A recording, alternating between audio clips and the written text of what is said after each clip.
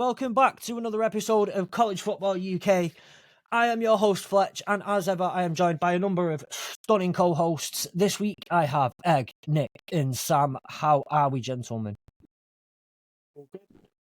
Very well, thank you. So this weekend was, I don't know, how were you feeling? We had college football all day Saturday. We had NFL on Thursday, Friday, and Sunday and Monday. A lot of football to get through. How are we feeling after all of that? I'm a Cleveland Browns and Michigan fan, so currently, when does the NBA start? So the question, I think, hang on, I've got something for you here. There we go. So 116123. That is the Samaritan's number if you ever need it.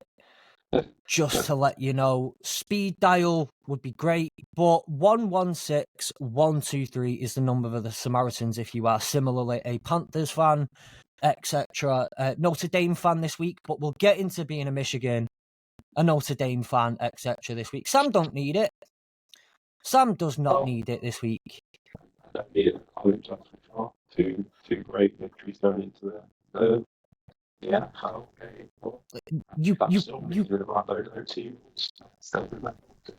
Yeah, they are. Like, do you know what? Yes, they are. That's absolutely correct. They are. But at the end of the day, I think what we can all take away from this is just a lot of football. And it's so good to be in September and having so much football back. I don't know. My wife actually spends time now looking at the pocket just to see me and hear my voice, because she won't get it much for the next, well, until February. So, and I'm sure your partners and your significant others and friends and family all will understand that one. But Mine with don't that care. being said, what was that, Nick? Mine don't care.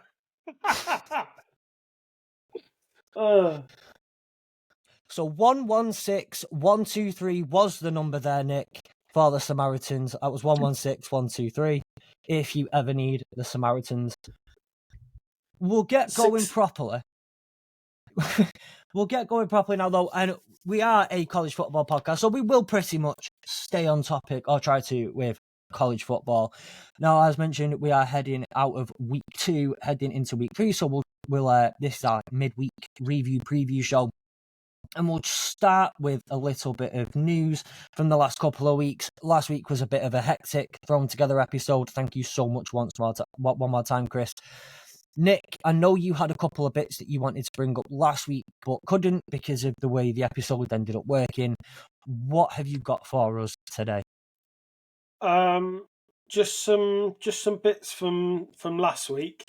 The NCAA blocked Oklahoma from putting the QR codes on their helmet. We discussed that a couple of weeks ago.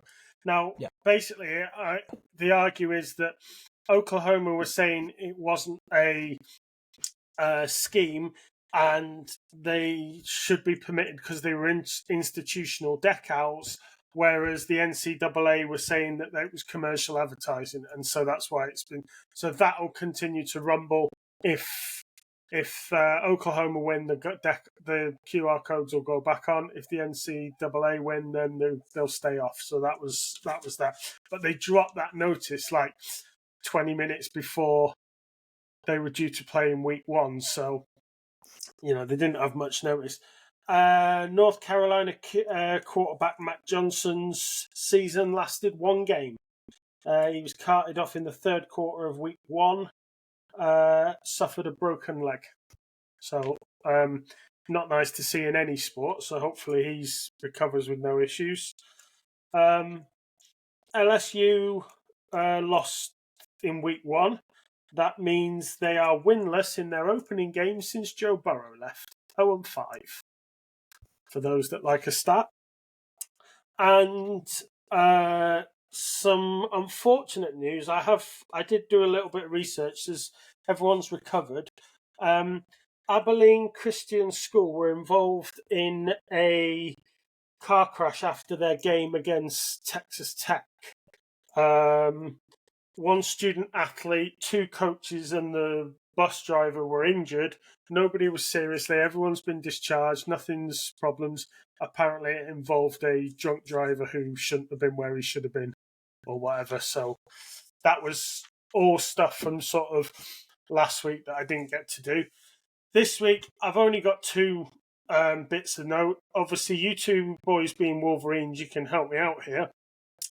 Your new head coach has been confirmed. Yes.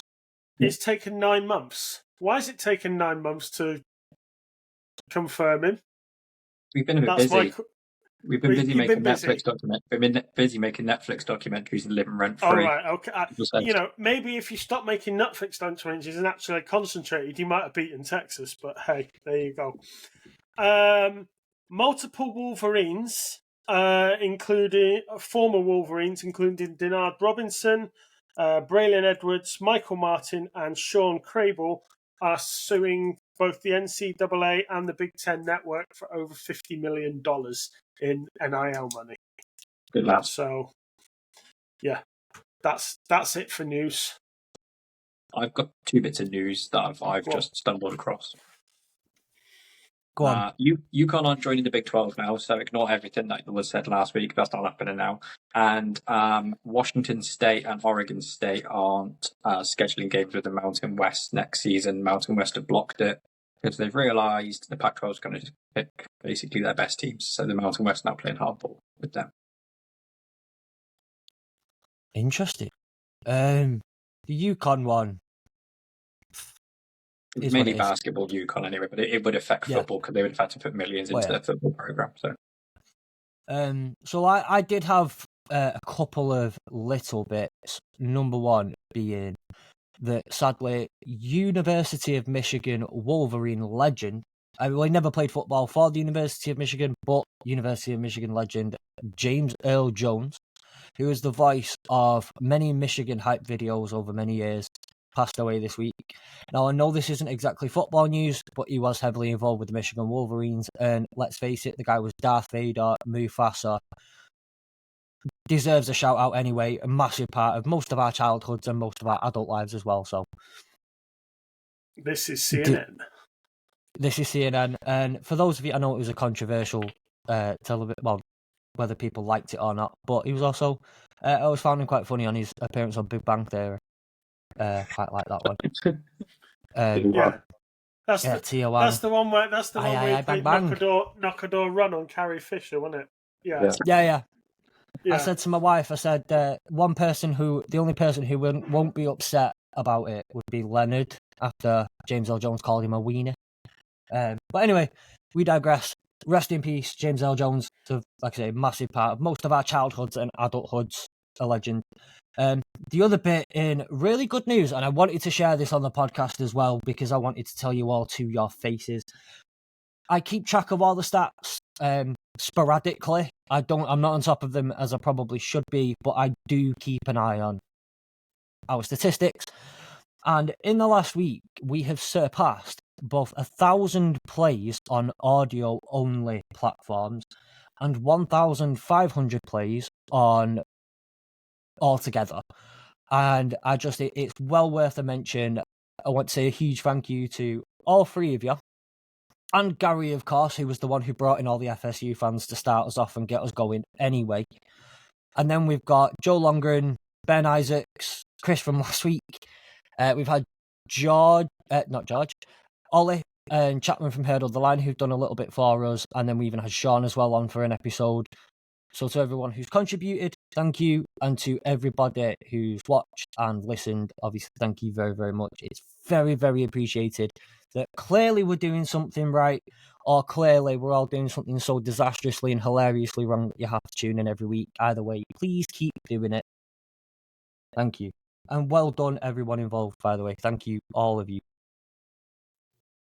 I do have one bit of news, just it's not really news, I just think it's really good. So, the way it's come out is apparently Colorado is about to dispel a rumour that Deion Sanders listed the Colorado marching band, like what should their Sanders song instead of the university's playing some. So apparently, the rumor going on, they play it, the university playing some. And they've had to say, no, that's not true. I just think that's as far as news goes.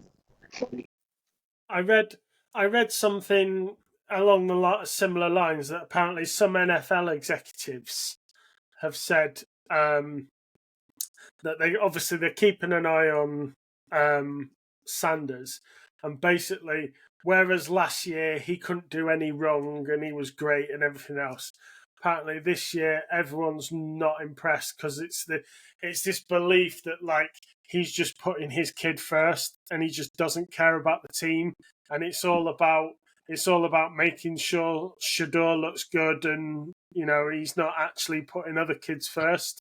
And so they're saying that it's not he's certainly not going to get a coaching job at the NFL level, and they expect as soon as Sanders has graduated and gone to the NFL at the end of this year, they expect him to leave Colorado anyway. So, yeah.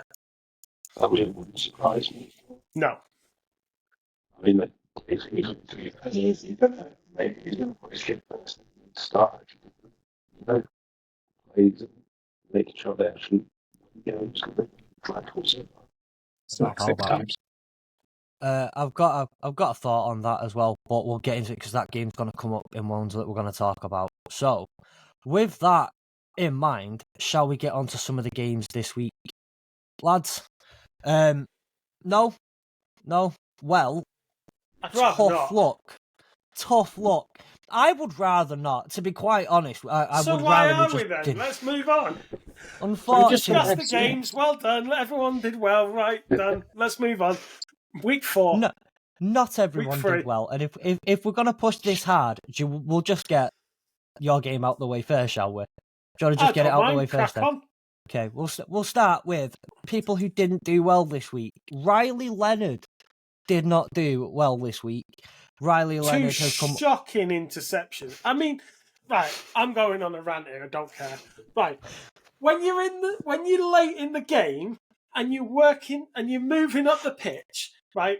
They have no answer, and you're getting yard after yard after yard, and you're slowly moving up the pitch. 5 here, 3 there, 3 there, first down, 3 there, 3 there. Oh, there's a 9, first down.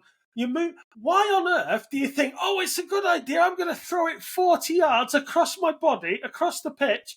Oh, I haven't thrown it far enough. You bellend. And I mean, and that's just the second interception. The first one, oh, God. You know what? Had we got somebody else that can play? I'll play. I'll go back to school and I'll play. I mean, I'm not a quarterback, but I'll play. That game was all mental. They had the plays and they were working. They just didn't have the mentality. It was like, oh, well, we'll walk in, we'll win this. It's only Northern Illinois. They just weren't mentally switched on. I'd just come out of watching Arkansas versus Oklahoma State. It was like one of the games of the day. And then I go and watch that Notre Dame shite. And I'm like, oh, for God's sake. I tell you what, thank God the Patriots won at the weekend. Otherwise, I'd be on bloody Samaritans. I'd still be on now. Nick, you got some good news? Riley Leonard's been benched for this week. No, Notre Dame paid Illinois 1.5 I know, million for that game. 1.4 million to play at home. Jesus. Oh. You paid them 1.5 million to come and beat you. Go on, move on. So on that note, what game we're talking about is we're talking about the Notre Dame Northern Illinois game. Lads, any thoughts on this game? Nick, any thoughts? I'm so glad we had Notre Dame this week because they're just the joke that keep on giving. Every FSU, I thought their wheels were going to fall off a lot later in the season. Notre Dame are continuously frauds, and they've both just brought me so much joy, mainly because Michigan haven't brought me any joy yet. So thank you to Notre Dame and to FSU. 1.5 million well spent. Wealth distribution, that is what the American dream, and that is what Notre Dame have done there. Well, actually, what I do want to talk about I mean, I watched this game and I watched some of the post-game press. You know, the interview they do when Fox or whoever runs onto the field and shoves a microphone in a coach's face just after they've either won or lost. The ones that everybody hates. Well, obviously they got Northern Illinois head coach Thomas Hammock straight away, and the man Was that when in he was tears. crying? That was when he was crying. Oh my god! Oh, give him an Oscar! Jeez! Ah, you're a grown man. You've just won a game. Whoop-de-doo. It's You not know, even that difficult to beat Stop nowadays. being so cynical. Even Louisville managed it last year. I mean, they went back to the studio, and Chris Sims falling over the desk was more entertaining than that Notre Dame game. Oh God! Do us a I'm favour. so happy that I won a game. Jog on. Jeez. Tell us how you really feel. I am doing. I'm trying to withhold this. I'm trying to hold back. I'm not letting go. You know, we've just got all these viewers and listeners. We don't need to upset them all by listening to me. You know. 2 seconds. If there's any Penn State fans in the UK, please do get in touch with me because I want a video call with you just to round off my week of hilarity. Please do get in touch. I mean, that's one hell of a request. But I said, where was other than Riley Leonard, and we'll take Riley Leonard out of this. Where else was this game won and lost? Was it a case of just simply a case of Northern Illinois wanting it more, being more prepared? Again, I don't care. By the way, No, I mean, nearly I cried think when Thomas Hammock was talking. I think, like I said, Notre Dame went in that game. To me, they went in that game with the wrong mentality. It looked like from the start, it looked like that they were going to turn up and think we can win. We're going to win this. They didn't. You know, that typical sort of David versus Goliath sort of. You know, you think you just turn up and walk it, and yet you don't. It's a young sort of offensive line, and these guys will grow into their positions and grow into the game. But that's not an excuse. You know, like I said, they were moving the ball. They were, making plays. It was just basic errors, getting down, giving the ball away, and it just didn't look like they wanted it as much as the other team. And ultimately, you've got to say weren't good enough, didn't deserve to win, didn't win. Simple as. So, get up some of the box score for this. Now, this is one hell of a sheet that I've got in front of me, and it's almost too much. So I'm going to have to go to the ESPN box score. So just give me 1 second. These game day sheets, by the way, on college on this site are amazing. Okay. Riley Leonard, 20 of 32, 163 yards, 5.1 average, 0 touchdowns, 2 interceptions. And do you want to have a guess at what quarterback rating that is? 0. Not quite. That is a 25.8 quarterback rating on the game, as opposed to Ethan Hampton of Northern Illinois, who was 10 of 19 for 198 yards, 1 touchdown, no interceptions, with a quarterback rating of 87.1. Has Ethan Hampton been invited to the Heisman ceremony? I don't know, but it should have been drug tested.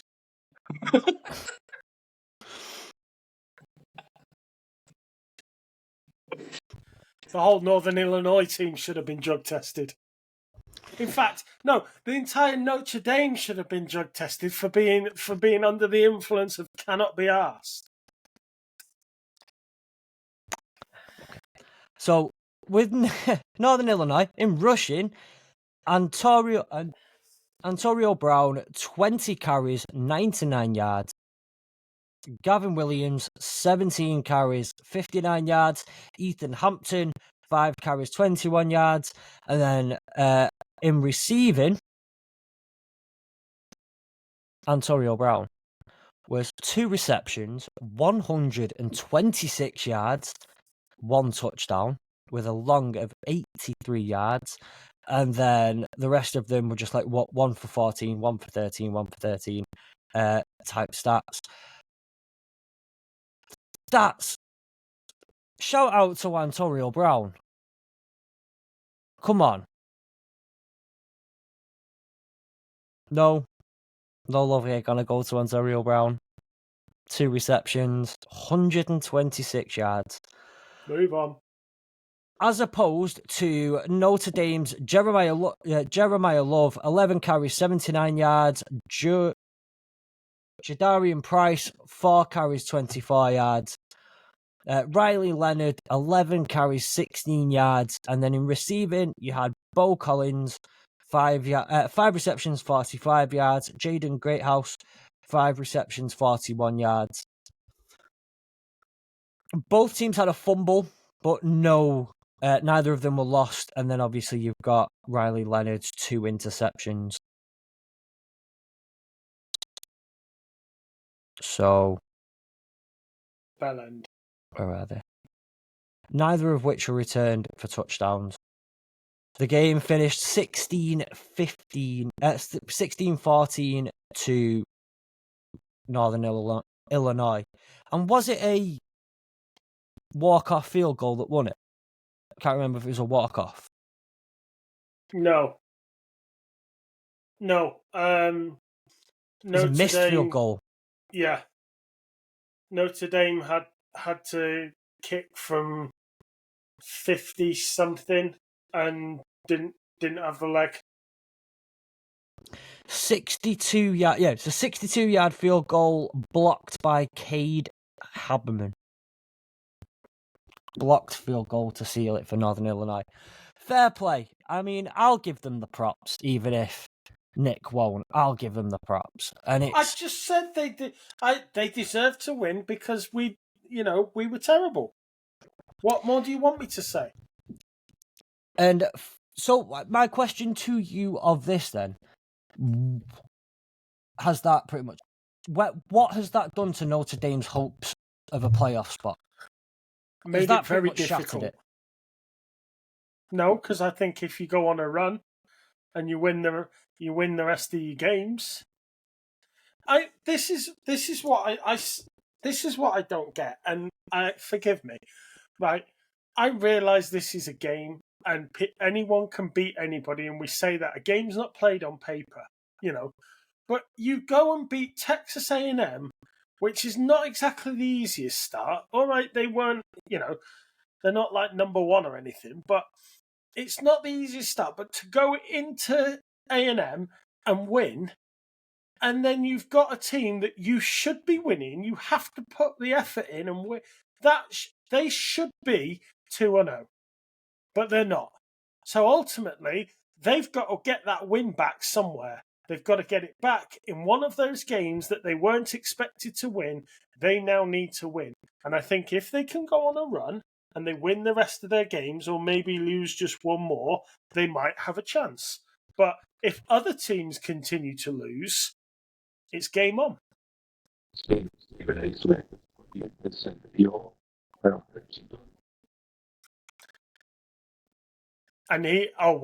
just because he said it.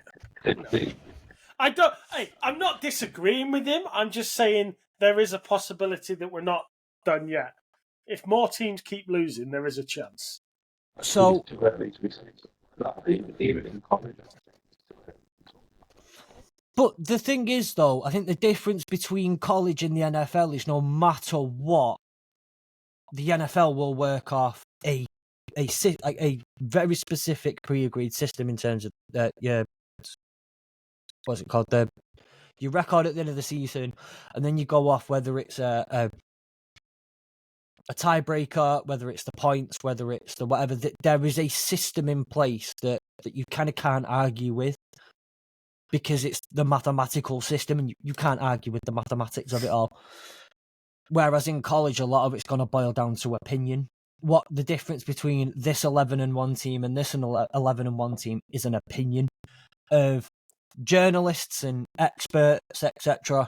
But it's going to come down to an opinion, and that's where you think, where a win over X team is valued above a win over Y team, that's where I think, you can start to see that stuff now. Maybe like not overly say it now, because recency bias will play a part. And this is what I wanted to get onto on that question was next game you're at Purdue, and that is this weekend coming up. Then you've got Miami, Ohio at home.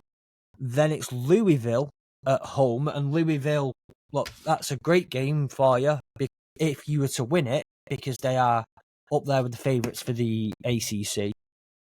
Then you've got Stanford at home, Georgia Tech at home, Navy at home, Florida State at home. 2 weeks ago, we'd have said that would have done you really well. Now we're saying Ascot's worth nothing, that win. Sorry, Gary.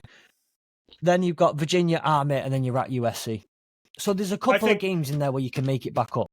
Yeah, I think if you said those two big games, USC and Louisville, we'll rule out Florida State. You don't get anything for bottom of the barrel teams. But I think they have to win the games that they're expected to win, and they have to. I think maybe one more loss. Now, ideally not against Louisville. You would think it would have to be USC. But if you can run the table and win the rest of them, I think there's a very good chance. You've maybe got one more loss, but don't let it be Louisville.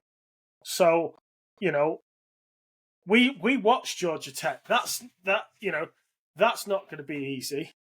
So, no, but you've got to turn up to the game. You've got to want to win it. You've got to believe that you can win it. You can't turn up and think you're going to win the game just because of who you're playing. Learn your lesson. And speaking of teams that may have had their, have significantly had their playoff stock damaged, I'm going to just throw this one to Egg as the Michigan fan here. I'm going to be quiet and but Sam. Well, we'll let Sam start on this one because we'll start with the positives. Let's get started 1-0 against me, Sam. Get us going on the Texas Michigan game. I mean, it was he just absolutely okay. He was able to do which one he wanted, like kept that D line as quiet as most. Just don't say any of this without that smirk on your face. Well, it was great watch as well. And yeah, I mean, I just had a big look at the stats. I was quite surprised that that second half did great. I think it was a couple of bit. But he was 24 for 36, 246 yards, 3 touchdowns, no interceptions. Now, Davis Warren actually had a better completion rate. He was at 66%, whereas he was at 60%. 204 yards, 1 touchdown. Just those two horrendous interceptions. Did you like that? Yeah, so I've got him. I've got Quinn Ewers at 24 of 36. That would also put him at 2/3, and Warren at 22 of 33, which would both of them 2/3. Yeah. So my maths just was too terrible. This later. Yes, it was. Looking at it, you watch the game. Looking at Warren compared to Quinn Ewers, like they were both had a completion rate of 66%. It was, and I think that just shows the difference in the quarter and when the halves were in. But Texas basically just, I think by the thing was at halftime it was 24-3. Yeah. We had events scored another touchdown. That was it for us. I think we got another 10 points, 9 points, sorry. So yeah, it was a great watch for me, but I imagine watching it from Michigan point of view was pretty dire. Yeah, you sound like you thought it was dire. Egg, come on, back us up here. First off, Texas. I'm gonna not be an Ohio State fan and go into like witness protection and hide my face. We're Michigan, so we don't go running and crying and bawling like Ohio State, Notre Dame. They're not really our rivals. Obviously, we now know that Minnesota's our rival. So, but no, congratulations to Texas. They are phenomenally good. If in a couple months' time we're looking up and it's Texas Georgia national title game, that's going to be potentially one of the best games I think in the history of football. Two phenomenally good sides. So Texas are head and shoulders above us. Congratulations. I'm kind of more optimistic. I think this is what we as a program and we as a fan base needed. We've kind of had it our own way for 3 years. My second season of Michigan fan was the worst since 1972, so this is not like unknown territory for me. I'm not running around like my hair's on fire because I kind of already knew we were going to lose to Texas, and I think we're probably going to pick up another 2 or 3 more losses. I'm not overly convinced that Davis Warren is our QB. He is a senior, so I don't quite know why we're playing him when he's probably not going to be here next year. We got Jack Tussle on the roster as well, who's had experience at Big Ten level, so I'm slightly confused what we're doing there. I think we've this season, we can probably sit back and expect it to be a transitional season and a rebuild. I think we've got to give Jerome a lot more time. The defense, I think, we're just down to coaching. Wink Martindale, who's the defensive coordinator, needs to get his arse in gear. I think if we're going into the summer and the defense is kind of misfired a few more times, he's not going to be with us. I don't care if he's coached in the NFL. If you can't do it at college level at Michigan, then what are you there for?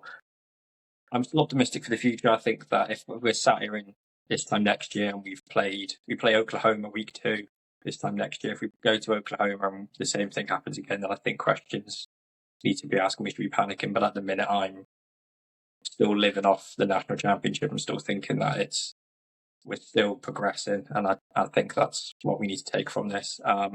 And our schedule next year, looking ahead further, is pretty winnable. So I'm not too panicking. It wasn't great, but at the same time, you dust yourself off, you go again. It's like James Earl Jones' video said, we are Michigan, we fear no man, we bow to no program. We dust ourselves down and go again. As well, you've got obviously Donovan Edwards and confidently early at the end of the season going Yeah. So realistically, this is the season for you where they're going to play, they're going to do this because they are. They always do. It's also seeing who are actually placing to so they're going to step up next year. So it is that sort of element of we'll probably not do well, but we can see the play that we've done and potentially look at what do we need for the future. But also, I'm looking at this similar to the way I look at the preseason in the NFL, right? And what you get throughout most of the preseason is you get your 3rd, 4th, 5th stringers, the guys who are hoping to make a 53-man roster, who's going to step up and and kind of showcase themselves as deserving of a part. Now, at the end of the day, the whole point of college is, well, whether you're on a spot on a team or not, is to prepare yourself for the future and give yourself the best possible chance at a good future with your education, with whatever. And if you're playing college football, it's to do the exact same thing, but go to the NFL, go forward. This is what they should be striving for and going for, similar to the way preseason has players striving for a roster spot. The best thing that Michigan, I think, should be looking at doing, if we're going to look at it as a bit of a down year, what you want to do is look at it as, well, we still need to think, one, about recruiting in the future. Now, Michigan will not have a problem in the future with generally recruiting, but when you want to go after the top prospects, which is what obviously Michigan will expect to want to do, you have to have a good track record with a variety of things, but that includes sending players to the draft and where players get drafted. If I'm going to pick between a couple of schools, I want to go to the one that's going to give me the best possible chance of not just getting drafted, but getting drafted high, because that's going to give me the best situation, the most money, and the most chance at a big contract in the future, all of that stuff. With Davis Warren at quarterback, and I think this is the same when you put your QB3 to showcase your wide receiver talent and give them the best possible chance at a roster spot. Who are you helping with that? Who are you helping when, I was very vocal on Hurdle the Line about, what's his name? Nate Sudfeld being in the backfield. You're not finding out who's a good wide receiver or not to get on your roster with Nate Sudfeld throwing ducks all over the place or getting his ass pounded into the ground, while you're just not finding out anything important or of note because the quarterback's not good enough. Now, similarly with, and I appreciate, I'm kind of going on my own rant now. With Davis Warren at quarterback, what are Colston Loveland and Donovan Edwards actually looking for? What stock are you putting them in going into the draft this year? Because those are two very talented players who all I care right now is they don't respect Davis Warren. Like, the teams we're playing against don't respect don't respect Davis Warren. You can cover up Colston Loveland 3, double team him, triple team him, whatever, and then stuff the run, go after Donovan Edwards, and nothing else will happen. Their draft stock's plummeted, and now you don't look very good going forward because your two best players have just plummeted in the draft. I think that their draft stock is so high anyway, it doesn't really matter, and a lot of NFL scouts will put it down to the fact they're good players on a bad team this year. I'm wondering if Davis is starting at QB to take Orji out of the firing line. If he comes in and starts throwing interceptions and he's only a junior, then the pressure's going to be on him and he could crumble. Whereas if Davis is a senior, he's probably not going to be here next year. Surround Orji with better players next year and then go again. So I'm kind of treating this as a pre-season, They are scheming Orji to run plays. Using them. They didn't exactly work on the outcome in the Texas game.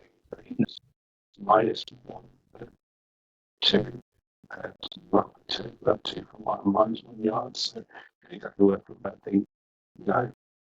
They led the game before like anything, being quite a lot. Week 1 was apparently, reading a lot of the Michigan stuff, was done to confuse Texas and to try and catch you boys off guard. And obviously that worked astoundingly well because we were basically that guy that Vinnie Jones would just shine his head in the car in lock stock, weren't we, really, during that game? It was the second first interception where he threw it towards Colston Loveland. That's even a bucket. No, is that the one where it just got tipped into the air? Oh, yeah. It was really the interception where he threw it and Colston and he turned around and he was just intercepted. Like, what are you doing? Yes, that was the one. That was the one. Yeah, Colston Loveland was still going up on the first half of his route. Yeah. He turned around and it was already going the other way. Yeah. It's bad.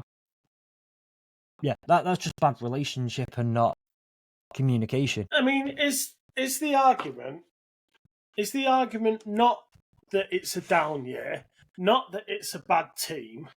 Is the argument just this is what happens when you actually play by the rules and you don't cheat? I'm just going to stop. I'm just going to stop everyone a second. Just going to stop. I don't think anybody other than me and Fletch on this podcast, their team has won the big boy playoffs, where you get 4 teams in the big boys. I'm just here to ask the question. The big boy playoffs. The big boy playoffs. Remember that. Big boy playoffs. Not the 12 ones. And also, I'm just here to ask the question. It's fine. It's fine. We lost to a Power 4 team, and you lost to a team I didn't even know existed, and that's coming from someone who watches Group of 5 football. Right, play nicely. I'm just asking the question. Play nicely. I was having a text conversation with the other. I was having a text conversation with the other Wolverine that's part of this parish. And I asked the question when I was getting flack from him, and I was giving him flack, and I said that question, and he said, "You haven't got the balls to ask that question on the pod." And I said, "Watch me." So I have just asked the question, on the fine. pod about is it really a down year, or is it more to do with the fact that you have to follow the rules Right. like everybody else? That's Right, all I'm I doing. know. I'm just asking the question. I know the Don't shoot the gentleman. messenger. Does this mean that Illinois is starting stealing? I feared this look, listen, this conversation's not going nowhere. The pen came out. I know who you're talking about, and all I'm saying is, sir, you should know better that Nick just doesn't care, and will say it just because he doesn't care. The last bit I'll say on this game is, I had a little text exchange with Sam during the game, and I want to provide you with a little bit of my commentary. So I missed most of one of the drives. And I'd said at the start, look, we'd started well. The D line was good. Wink Martindale, they were bringing men down, and they caused some troubles for Quinn Ewers early on. And while that was working, so do you know what we did? We changed it up and stopped doing it. Stop bringing more men. Just rushed for. Texas seemed to be doing quite well with it, and the O line was dominating our D line, as has already been mentioned by Sam. Ewers is being allowed to do what he wants, currently being outcoached, and I fear this may be a blowout for Texas. This was a text from myself. This was just about an hour after the game had started, so we're talking probably about start of the second quarter, maybe halfway through the second quarter, to which I got the response, at least you've got your 3 points. Thanks, Sam. Sam mentioned that he's only seen the opening touchdown, so I provided a summary. Texas good. Michigan bad. That was my summary of the game at halftime. And then I think RG had come out as well. RG at one point had come out, and obviously you'd mentioned that we changed quarterbacks, and this is where I want to go say bring in for RG. They did it against Fresno. They brought in a player. They brought in RG for a couple of plays. One of them was to sell the run, or to sell that it was going to be a running play for a certain package. We got the touchdown on it, but that's all they're using RG for, is athleticism. And then a little bit later on, because I just refused to speak to Sam at that point, I just didn't want the negativity in my life, was the clown play by our D-line where 3 D linemen ran into each other. That was a beautiful one. That was so funny. I was watching it and you just saw these 3 linemen all just kind of collapse on each other. You're just running off, throwing the ball somewhere. That was too funny. But yeah, I think, like I say, it's one of those. I think the thing that started the real problem was we did something that worked to start the game and then just stopped doing it. We see it a lot. You think, what if they're going to scheme now to stop they're going to start getting the ball out a little bit quicker and whatnot. And no, Quinn Ewers does what Quinn Ewers does, and then saw the freedom and did bad things to us, did bad unspeakable things to us. But at least you're getting a free hit on him. Yeah. Anyway, moving on. Another great game this week. There were a couple of other genuinely very good games that didn't involve our teams. Oklahoma, Arkansas. Oklahoma State. Oklahoma State, Arkansas. That's the one. What a game! That was a game. I mean, it was mental in itself, but that was a game of 2 halves, because Arkansas just blew them out first half. Bang, bang, bang, point. You guys were watching the Michigan-Texas game. I was watching the Arkansas-Oklahoma State game, and I was like, this thing is over.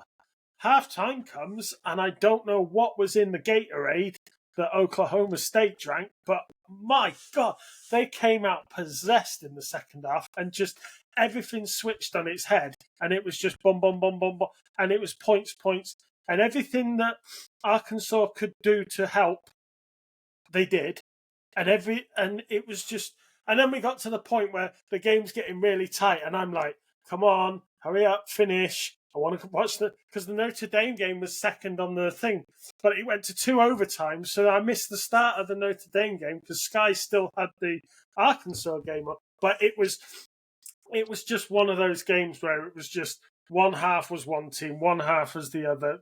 It was entertaining from start to finish. No defense. It was just attack, attack, attack, attack. My favourite stat in that game is that Arkansas were 1-4 to continue the overtime, and the play ended in a loss, which I think sums up Arkansas down to the ground. Yeah, I mean, there was that point in the second quarter, third quarter. I think it was the third quarter, and Arkansas had just sort of defended their line, and they got the ball back, and they was like, they moved about 12. They moved the ball about 12, 13 yards, and then they just had a panic. It was like, what do we do now? Well, do the same thing. Okay, let's do the same. Oh, they've got the ball now. Well, yeah, because they knew what you were about to do because you just did the same. It's like, oh God, come on. Are we playing pee-wee football or what? It was funny. So The irony is that, like you said, really got the lots of Oklahoma State. And I tell you what, seeing the score of that game, I think everyone wanted to watch it. So, Well- probably the right thing. Well, it was an honest question at the time, but I bet you what no one was doing. I bet no one thought, oh, 20 quid to this NIL program. Right. No one thought that, did they? I'm going to run through again a couple of the team stats, and I think looking at these team stats is a little bit wild considering Arkansas lost, right? So Arkansas had 33 first downs, Ohio State's 21. Arkansas had 648 total yards to Ohio State, Oklahoma State's 384. They had 416 passing yards to Oklahoma State's 326, 232 rushing yards to Oklahoma State's 59. Granted, they had 7 penalties for 71 yards to Oklahoma State, 6 penalties for 60 yards. Their time of they had 3 turnovers, 2 fumbles lost and an interception, whereas Oklahoma State had 1 turnover, which was an interception, and the time of possession, 36 minutes and 14 seconds in favour of Arkansas. Now, you read through those stats, and I guarantee you, if I were to read through those stats blind and ask you who won, you would say Arkansas. Who of those interceptions that Arkansas gave up were inside their own 35? That's a big no. But I was in the second half. I think both of them were in the second half. But it was one of those where they did everything they could to shoot themselves in the foot because they were inside their own 35 when they gave the ball away twice, and Oklahoma State only had to hit those few yards, whereas they were working all the yards to get right at the other end of the pitch, and it was an education lesson. It was a lesson in how to throw the game away. Yeah. Well, I mean, that is a fair point, though, what you do say when we talk, especially about the total yardage in the whole field position, etc.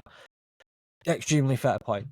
But also, I do think it's absolutely wild when you see 640 odd total yards to 380 odd and you lose. I do think, and I think, again, it's wild to see 36 minutes of total possession and you lose. Stats like that are really, really funny. But you can even see there with the total time of possession, you're running the ball a lot when you're up in the second half, especially if it's not going your way, you run the ball, run the clock.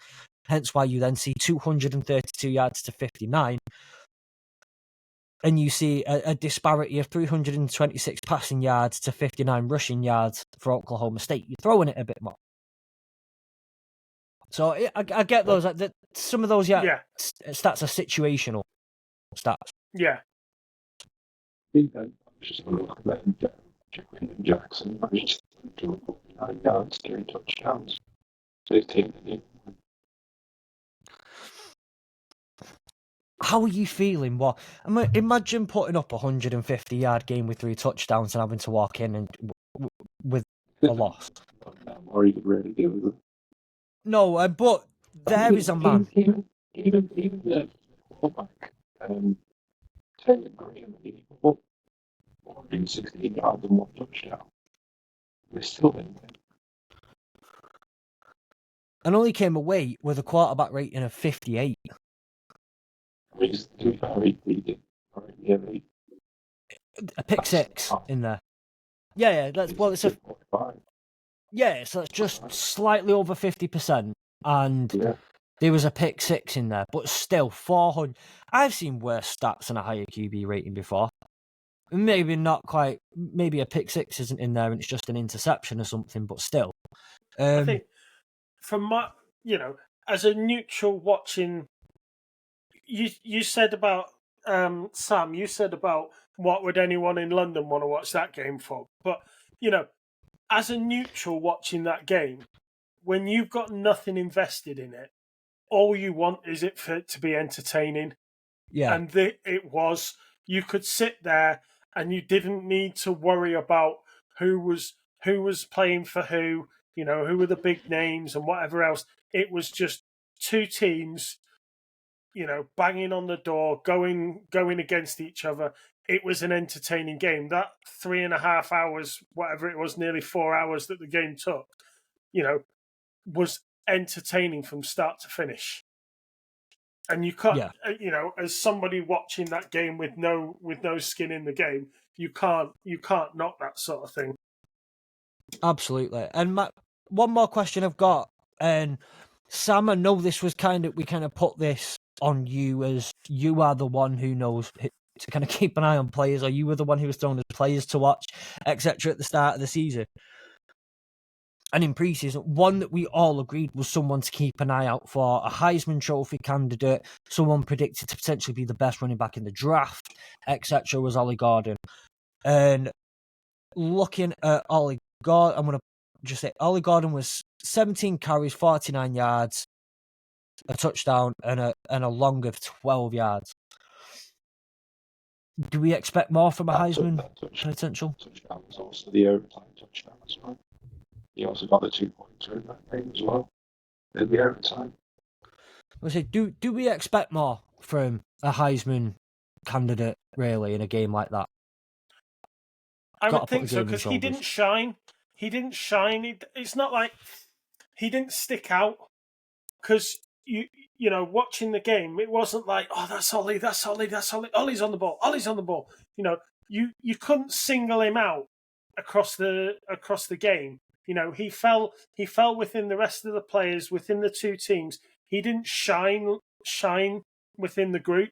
It was a proper team effort from both teams, regardless of who won. I think if you're going to win the Heisman, you need to stand out in every single game. And that was just a game where he didn't. And that's a game where you have to stand out maybe even a little bit more. Potentially. I will add there 2 receptions for 20 yards as well. Here you go. If you look at someone else who I think on the list of players to watch, as another running back, so I suppose it's one that's going to probably be up there with him is Ashton Gianti, Boise State. And he's already in the regular season, 45 carries, 459 yards, 9 touchdowns, an average of 10 yards a carry. You want to hear my great stat about him as well? So far this season, he has recorded more points on his own than Notre Dame, both Michigan State, and FSU. That's the one week. First week, he had 20 carries, 267 yards, 6 touchdowns. That's just crazy stats. That's the sort of thing you want to be seeing from Ollie Gordon. Maybe not as crazy doing that against Georgia Southern Eagles. So, that was a massive game. That was a 56-45 game. And, he stood out in that game. That's putting your team on your back. Yeah. He got 3 touchdowns this weekend as well. It doesn't help the fact that Boise are absolutely cack. I'll move on to that when we get to the Mountain West. And also Oregon. Broad. Well, I was going to say, we've just got... to get 3 touchdowns and 32 yards against Oregon. So, again, you're talking about maybe teams that are a bit more known, a bit more sort of, up there with some of the better teams. That to do that against that team is again a great thing to do. That's what you should Yeah. do as a top player. Well, I'm conscious of time and the fact that we've focused quite a lot of specific time to 3 games, and there are a couple that I want to specifically mention going forward. Do you want to say something next, Sarah? Yeah, I've got some games that were ridiculous as well, but I'll just list them off in a minute. Yeah, well, I was gonna say there's one more game that I wanted to one game that I wanted to bring up and have a little conversation on, and then a couple more that I wanted to bring up. So if you can hold on, I'll bring up a couple, and you got that bit. Yeah. The other game that I wanted to bring up, just kind of, I guess, more because it was a fun game to watch or a fun game to check out. I did not start watching this straight away, but I heard something about the game and went, right, I'm putting this on. Bowling Green, Penn State. That was fun. Another 1.5 million well spent. So, granted, it wasn't exactly, they weren't blowing Penn State away, but Bowling Green took a 10-point lead against Penn State at one point. The disparity between Penn State, again, none of us have considered Penn State to be a Big Ten challenger, but they're always considered to be, in and around the area of, not far behind, one of the better teams in the Big Ten. To get taken all the way to the end by Bowling Green is not particularly favourable for them. And they travel to West Virginia this weekend. With no much. So the only other game that I specifically we spoke about bringing up was, where did it go? Yeah, Boise State, Oregon. Oregon win a 3-point game, 37-34. Boise State, again, considered one of the better teams in the group of 5, but also Oregon, one of us, now maybe foolishly, but also I stand on business when I don't back Ohio State, has Oregon as the Big Ten winner.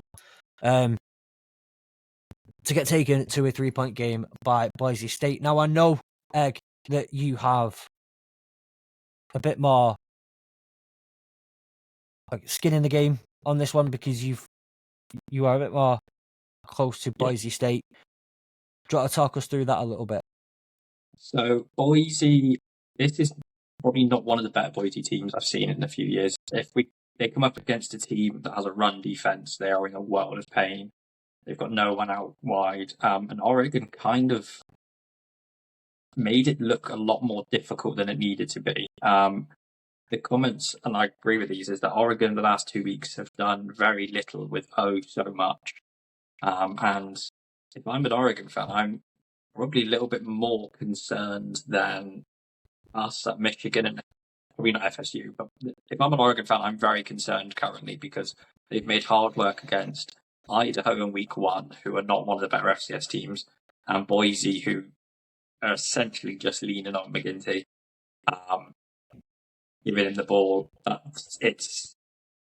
I would not be surprised if we look up and we don't see Oregon in the playoffs. I think USC are probably going to be vastly more superior than Oregon. I haven't watched a lot of Oregon. I didn't watch this live. I watched it back, but I don't know who Oregon have got this week. Are they in a bye week or who have they got this week? Oregon. Oh, I did have them there for a second. And let's just load in. They have Oregon State. Who aren't really. If Oregon State have a good receiving core and a half decent quarterback and a half decent run game, then Oregon could be in a world of pain because they're not that impressive. I don't know statistically. I've not looked into them statistically, but they've not really set the world alight. They need to learn where the goal line is and what they actually have to do with the ball. Because they are so lucky that I can't remember who the player was behind him, but the guy and forgive me because I can't remember, the guy dropped the ball or literally, went to run over the line, dropped the ball before he crossed the line, and he's so lucky that his teammate picked it up and carried it, because the officials looked at that after for a fumble because he didn't cross the line, and then they eventually said, well, yeah, because it was recovered by his own team, it was effectively a fumble recovery and a, whatever it was, run and touchdown. So they won by whatever it was, 3 points. And that touchdown, it wasn't actually the guy that ran in and dropped the ball before he crossed the line. It was his teammate back running behind him that just happened to pick the ball up after he dropped it and run across the line. And they're so lucky that they did that, because otherwise they'd have lost the game and they wouldn't have realised. And, how many times... And I was reading an article and they said it happens in college more than you would like. These are basics that surely every college player should know. It's like when the rugby players do the Superman. It's like, well, I hope you drop it.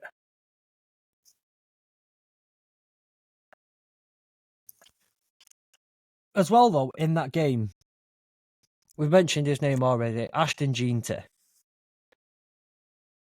Well, I'm going to get off the page.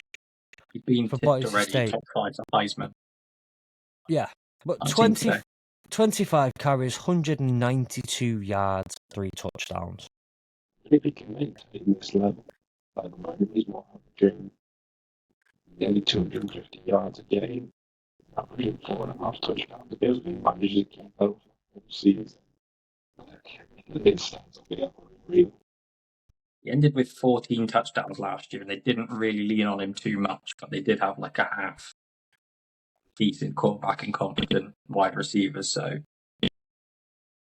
it'll be interesting going into Mountain West play for that, because Mountain West is a very different kind of fish compared to playing the Oregons and the Georgia Southerns. So I'm interested to see what he does. I hope he does, because obviously I've got a massive soft spot for Boise, so I hope he does. Let's keep doing that.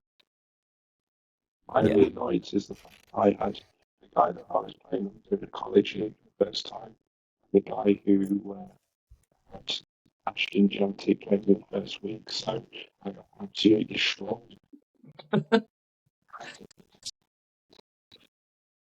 Oh dear. On that note, I'm going to open it up to a little bit of an AOB from this week. Is there anything else that caught your eye? Anything else that went your way? Egg. So I was in work at 3:30 on Saturday morning, which I really enjoyed. But that did give me the opportunity to listen to the SMU BYU game and the Duke Northwestern game. If anyone out there hasn't got the Varsity app and does work silly hours like me, do go get it. It's free, and you get the radio streams live. So if you're in work, you can listen to them. The SMU BYU game is potentially one of the funniest things I've seen and heard in a long time. SMU played the end zone is lava. It finished 20 something. I can't remember the score. SMU basically scored all 15 points via field goals. My favourite passage of play was SMU got an interception from BYU, then threw the ball, which was then intercepted by BYU. BYU then gave the ball back, and then it was a fumble. So there was no yardage for about 10 minutes in the entire game. It was brilliant. SMU are frauds, and if you pick them to win the ACC, you are an idiot. Oh, that was me. The other one was Northwestern Duke as well. That game had everything. A rabbit ran on the field, and you could just see as the Northwestern mascot was chasing the rabbit, the Northwestern threw an interception as well. So that was also quite funny. And then Auburn as well have issues with second down. It basically goes, they snap the ball, hand it off 1 yard, and then the offensive coordinator just goes to their QB. Did you see that linebacker back there throwing the ball? And then 2 plays later, after they've got the ball punted back by Cal, he does exactly the same thing again. So that was my roundup of genuinely hilarious interceptions that I saw this weekend. Love it. We need a hilarious interceptions thing at the end of this. It's just a compilation of hilarious interceptions, and it needs to be compiled by you. We can call them we can call them intersections. I don't know. We'll figure out the logistics and the name of it in due course. So one more thing, one of us isn't here, and the only team of ours that we haven't mentioned is FSU, and I want to congratulate FSU on not losing this week. It feels appropriate to do it. They had a bye week. Sometimes some teams you just have to congratulate them for not losing on a bye week, and FSU are one of them. The likes of the Panthers in the NFL are another one. But I do have a couple of quick mentions on the games. I won't go into too much detail. Yeah. But my pick for that's right. My pick for winners of I lost it now. I did that. Kansas State, right? They're going to win one division, and Tulane, who I think was Nick had to pick. Yeah, I had them. He picked. Yeah. Played this week, and this was a bit of a back and forth game where you had Tulane were pretty much sort of leading for a good part. They were 3 touchdowns going into the half, and they were on to win. I think it was 27-20, and Kansas managed to pull it back with 2 touchdowns in the final quarter, meaning they took away the 34-27.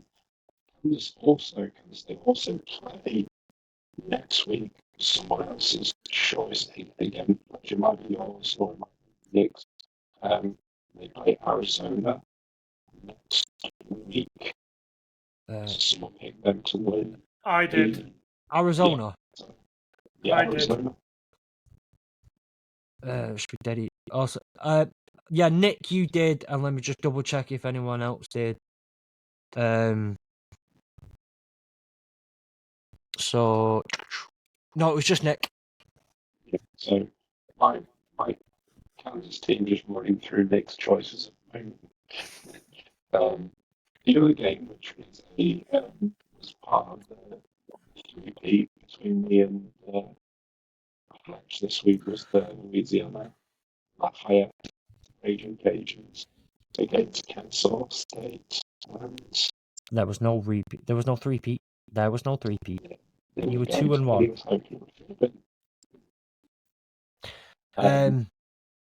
Yeah, they took a comfortable win against Kansas. Yeah. Yeah, I mean, Kansas started off pretty well. They went 7-0 first quarter, and then Education went out to play football. Like the third quarter, game's over. Yeah. So I did say off camera, I think, that I have a response to this. I actually dropped this in another game, in an episode of Hurdle the Line this week. Do you remember when that old video of Michael Owen going up against a 15-year-old goalkeeper and celebrating like he was mad, and then the coach just went, "Congratulations, mate, he's 13."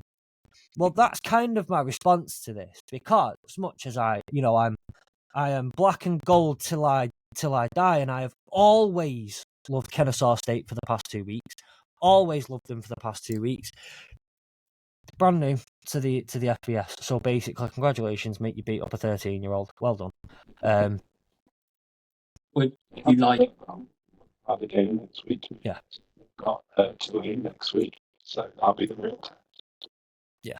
on the upside, Fletch, the Campbell fighting Camels won on the weekend? Yes, they did. That was, as I mentioned. So I know Louisville won. I saw that. Obviously, Oregon in a close one. To be fair, I have not done a good job at keeping track of these predictions this week. I did start doing a tracker, getting the tracker going properly on Monday, but then life and busy and stuff and sleeping after Sunday night. With that being said, though, that is, I believe, our week 2 recap, and it's only taken us nearly 70 minutes. I'm proud of us. Well done. The next up, though, we'll try and get this going relatively quickly, and we'll go into week 3. That is if. Okay, nope, no ifs. We'll do it. Have any games stood out to you so far in week 3? I've picked 3 away from for my own health, away from Notre Dame. Sam's just mentioned it. Tulane at Oklahoma. That's one of the games that I picked. Memphis at Florida State. You know, Memphis I think they've got a chance there. You know, so that might be quite a good game. And Jimmy, I do love a derby. So North Texas at Texas Tech. When you consider how vast Texas is, there is just 300 miles between the two. So a little bit of a derby. North Texas at Texas Tech. They were the 3 games that I picked this week. okay. There is a game, by the way, that we missed from week 2, but we'll get through week 3 first, because there is one I want to talk about as well. But what about you, Egg? Any games stand out this week coming up? I'm trying to get something up here. In my conference of Mountain West, Colorado traveled to Colorado State. That game was an absolute classic last year. Colorado just about come away with the win there. My weekly game of did Wyoming win will continue next week. FYI, no, they didn't win last week. They played BYU. That's also going to be really funny because Wyoming are just funny to watch. In FCS as well, quickly, Stony Brook won their first game since 2022. The longest losing streak now in U1 football is Western Illinois. They haven't won in 24 games straight. Robert Morris also lost to D2, and this might be our D2 team, Edinburgh Fighting Scots. In the FCS, though, Stonehill travel to New Hampshire. That's my game in FCS. Let's go Wildcats. And the Fighting Camels face Rhode Island as well, which is going to be quite good. Sound. Sam, any standout for you? There was one that I'm just find that was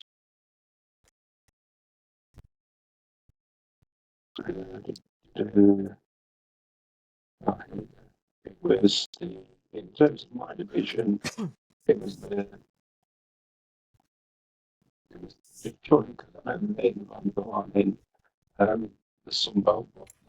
They played Georgia State. Obviously, by the way, a decent start to the season. So I just thought that'd be an interesting game. And also, we picked Georgia State to bring the division. I can't remember now. There was some mention of being in the top. So that was one of the Florida State against Memphis was another, just because, you know, there were good guys to also Memphis and one of the teams. I think we had it, so as well. Yeah. Obviously, you know, Texas against we're playing. To be honest, it's not going to be a game I'm keeping on because it's my team. We're playing UTSA. So, you know, I'd be surprised if we lost that. Yeah. And then just one that I thought was more just for the name. I'm just going to do like my team names was on against Colgate. Just because of the fact that, you know, two.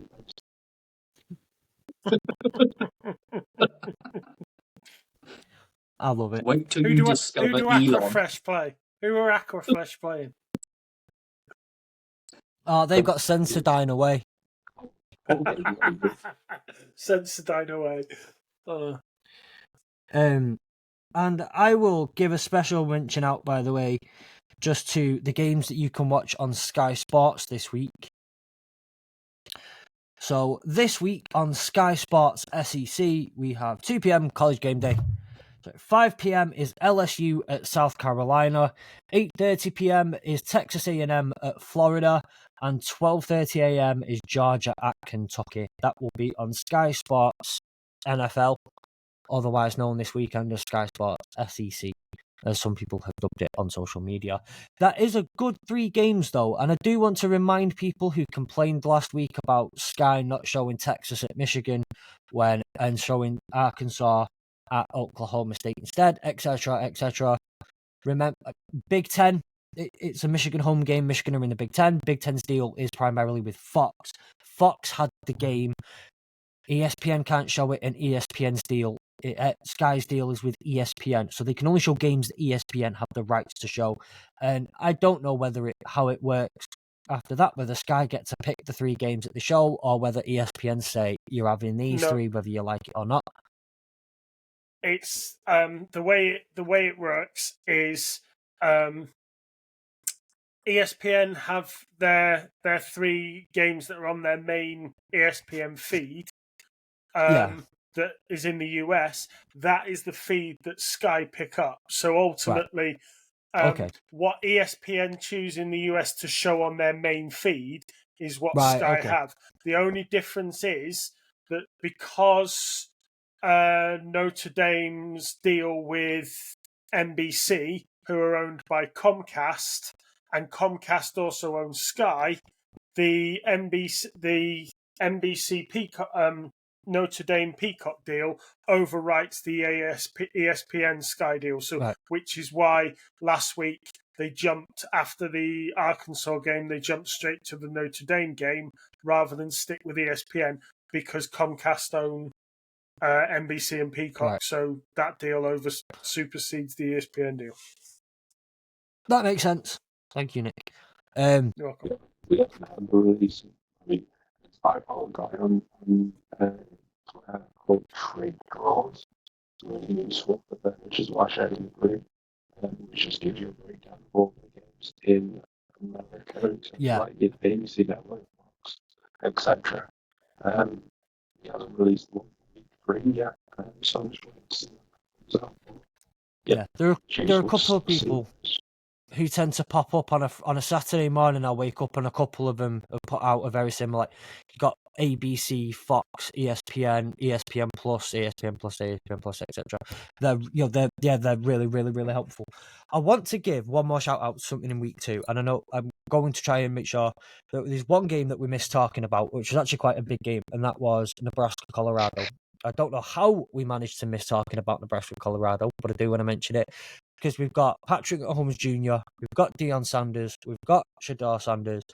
A great game overall, one that I actually watched. And another thing I wanted to mention while we're on the topic of TV and watching games is if you have listened to this podcast for a while, we had Ben Isaacs on. Ben Isaacs spoke to us, and very much in the ballpark with Ben of, look, at the end of the day, if this game was not on Sky, if we did not have football on Sky, more than happy to share some stuff out for ways to watch it, because I want more people to be into college football.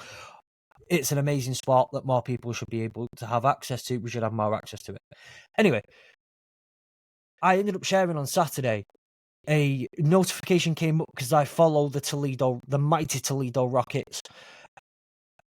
They were live streaming at least their first half on their Twitter account for free. I watched the first half of the Toledo game on their Twitter for free. I'm not saying go in and follow all 180 odd FBS schools. I pretty much follow all 184. But go in and follow quite a few of them. You never know what's going to come up while they're playing for free. Find them on YouTube, etc. Because some of them have done it for free. And I thought it was I want to give a shout out to Toledo for giving that worldwide free access to at least the first half of their game. Props to them. I just wanted to give them a shout out this week. But yeah, really quick, Nebraska-Colorado. Enjoyed watching you boy Could have get spent on. more time on it rather than talking that Notre Dame shite earlier. I don't know. I feel like it was a very productive conversation. It was, yeah. Colorado rushed for 16 yards. I think that's all we need to say about that game. Oh, and Shedeur Sanders was sacked 6 times, I think. I think he spent more time sat down than he actually did stood up. And then blamed. Well, what was it? He came out in the press conference at the end and basically said it was down to his O-line. Which I get is actually not entirely wrong, but you also don't come out and throw people under a bus. It's not It's preparing him for the NFL, really, isn't it? Because he's probably going to go to a bad team with no O-line, so at least he's got some experience of scrambling when he gets to the NFL. Is he though? Because is he going that high? Excuses. But I don't think the Browns will be picking him in the first round. I don't think even Cleveland would see him. I'm going to make the argument. Whether I agree or disagree with this argument is neither here nor there. I've seen this argument get made on social media and be debated. Is that the worst thing to do to prepare him for the NFL, though? Because when NFL scouts are looking at him and going, that's not a leadership quality that we want in a quarterback. It's like I said off record earlier. You know, NFL executives are not impressed with what they're seeing, either his performance or the performance of his coach.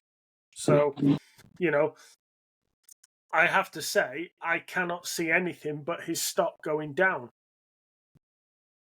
Yeah, I think the reason why he said that he wanted to pick.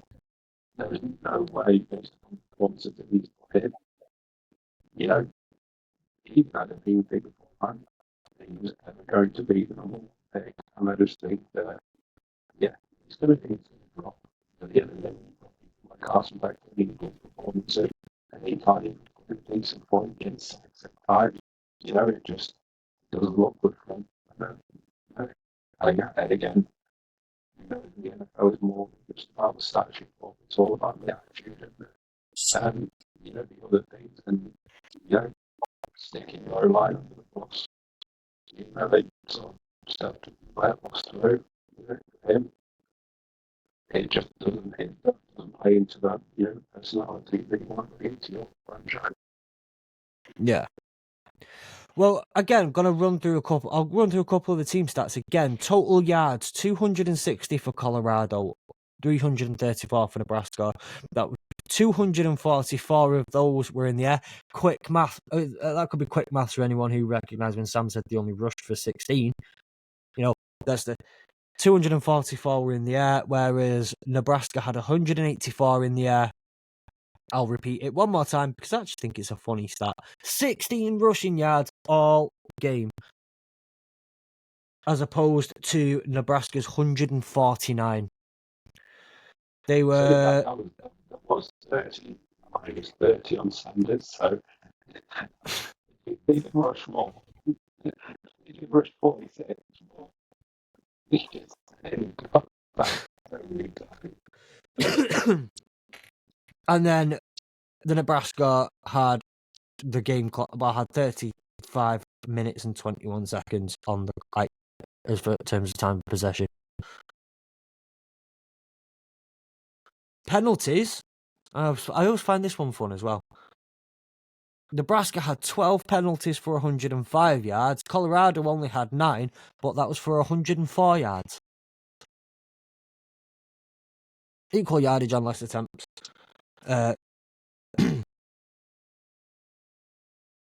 So, yeah. So I think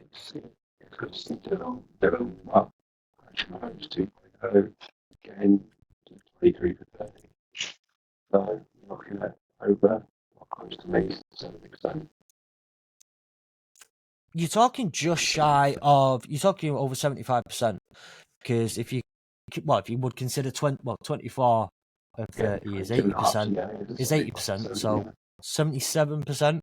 Would that roughly work out at 76.6? Do you know? Yeah, it's only 185 yards. Yeah, it was only one touchdown. First game in the year, my second game in college football. High school is too bad. No, and absolutely not. That's fair. And you also add in the fact that you're not talking mad numbers, but he got 7 yards on the ground as well, off 3 attempts, which is what it is.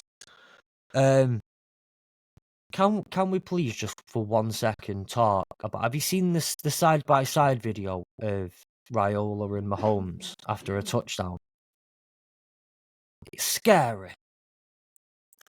It's bad enough having one Mahomes. We don't need another one. It's scary. Then you need to be like, everybody is taking that way too literally. Yeah, but I don't think he's going to be great. I think he is going to be one of the best quarterbacks in the NFL. let me see if I bookmarked it. Let's see if I bookmarked it. 'Cause I saw a tweet this morning that said, someone had actually said, and this was back in like April. I checked the timestamp on it. I don't think I did. Dylan Raiola will be the next Patrick Mahomes. Bookmark it. And I was like, that was a bit too correct for a call. That's a worryingly correct call to have made a few months ago. Way too close. I mean, I was drunk since I used to in high school. I mean, Yeah. just watched some of the tapes there in high school. Just playing unbelievable. So, I mean, if I, think he went too far, I want to, jump on the rail train and go and get him and take us to the Super Bowl. I don't agree. Well, I'm looking at Raiola as a Lions fan, and I'm thinking, what? By the time he leaves college, Goff will have a year or two left on his contract. Hendon Hooker's not going to take that job. He's not going to take the starter job, especially when he's like 43 in a couple of years' time. So, I don't know. We'll be in by the time he's eligible for the draft. We'll be ready for a QB to take over from Goff. You know what's going to happen? Goff will come to Cleveland, where all careers die. He'll go to the MLS or Saudi, probably. But I'm looking at it and thinking, I'd quite like to go to Detroit, given the fact that's where he got one. well, again, this was a tweet of mine. I said last week that Dylan Raiola looked bloody good, and mentioned the fact that in a couple of years we might be in the market for a quarterback out of the draft. I said, look, he's got Honolulu blue in his blood. His godfather was drafted by Detroit, played there for 12 years. His dad was drafted by Detroit, played there for, I think, actually 20 years as one of our old linemen. So, got Honolulu blue in his blood. That boy. It's written in the stars. Having said that, I want Goff to be I want Goff to be playing for generations. I want my grandkids to be watching Jared Goff play at the moment, but not like he did at the weekend. I was going to say that was Last season. like that. It's fine. Any more thoughts? We'll look to wrap it up now. Any more thoughts going into week 3? Anyone standing out? Anyone you want to see a big performance of this week? Do you think Ollie Gordon needs to now step up after a pretty dismal performance this week? Anyone else you want to see something from? Michigan, we set the bar pretty low this week, so if we could just be bang average, that'd be pretty good. We've got Arkansas State, so we'll see. Full overtime win. I think Riley Leonard should show how easy it is to sit on the bench. Get comfortable, wiggle your bum a bit, put a bum print on the bench, and don't worry about it. You watch him do that and then slip off. Can't even do that. Can't even do that. Oklahoma State have got Tulsa. So realistically, at 1-1. Yes, it's a game you would expect I'm going to, but I didn't expect them to. So, personally, I'm probably also going to be the only person in the UK that says this, but if New Hampshire could also stop giving me heart attacks as well, because I watched the Michigan game and I went straight into the New Hampshire game, and that did not make my temper any better.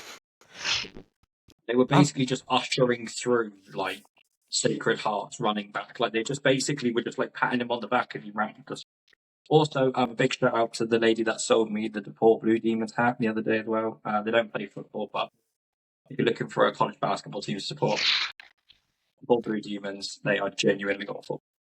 And shout out to all the DePaul Blue Demons that are also listening to this podcast to listen to just our great hot takes.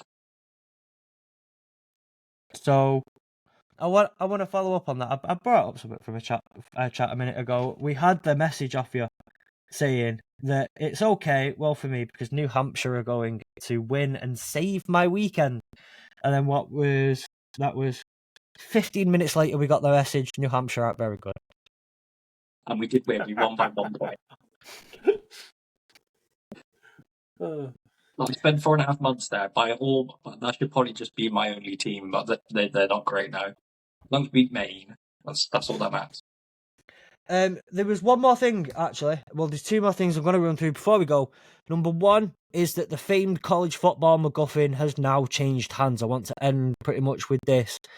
If you remembered, we have an article on the website about the AEW Network website about the football MacGuffins, and that the previous holder was Michigan. If you know anything about the college football MacGuffins, it is now owned by Texas. We will be on Texas Watch. We will be on MacGuffin Watch throughout the rest of the season. So keep an eye out, and hopefully, well, not in your sake, Sam, but hopefully we see a changing of the guard on the MacGuffin one more time this year. And my last thing for us all, and I promise it's the last, can we pick a single game of the week between you? Who is Syracuse playing? If we don't Arizona know, versus probably Kansas it can't State. go down as game of the week. Well, because Arizona versus Kansas State. 20 versus 14. Take that. Okay. Also, Syracuse should have been in last year's playoffs as well, based on the fact that FSU lost to Georgia Tech, Syracuse beat Georgia Tech. We've got to keep track of that as well.